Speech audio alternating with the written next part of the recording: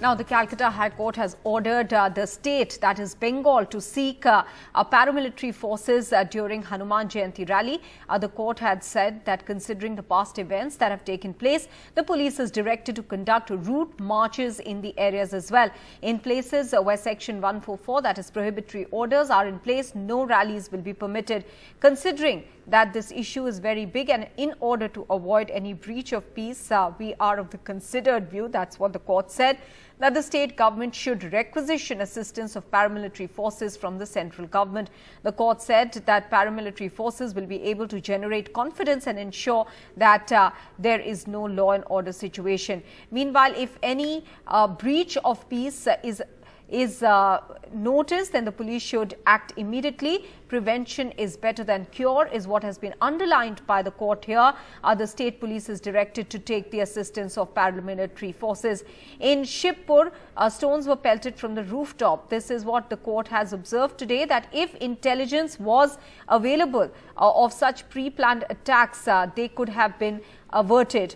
Intelligence should be strengthened as well. This is what the court directed today. Considering the sensitivity of the problem, no person shall make any statement to the public or media on the celebration of such festivals. Well, what the Calcutta High Court has effectively said is that, there is, of course, a concern over law and order, and for that purpose, the state government should requisition paramilitary forces. And in that context, what the Calcutta High Court has ordered is that route marches should also be conducted today. And the requisition should also be done today, given that Hanuman Jayanti rallies are expected to go out tomorrow. Now, this comes in the wake of the Calcutta High Court also raising questions on the intelligence, because it has been argued before the court that these were pre-planned incidents, that there were arguments made before the court, that there were stones kept in buildings and that stones were pelted at Ram Navami procession.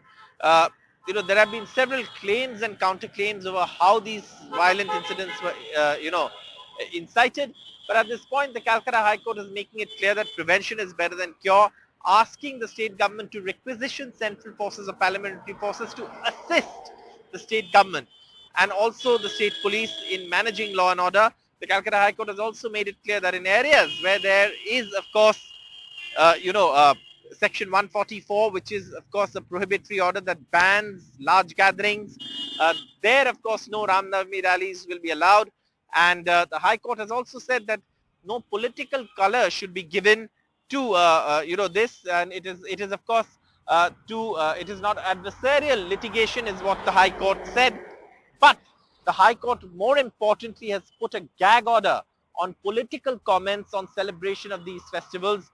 That is something that was also argued before the court, that it was aggravating the situation as far as these rallies were concerned. The Advocate General of the West Bengal argued that Ram Navami, Hanuman Jayanti processions are something that is new to Calcutta. It's not something that's been going on for years, and the police have managed huge crowds like Durga Puja and Kali Puja, all of that, along with processions. There are processions and tableaus that take place, but these are new. The Ram Navami and Hanuman Jayanti, this is a new trend.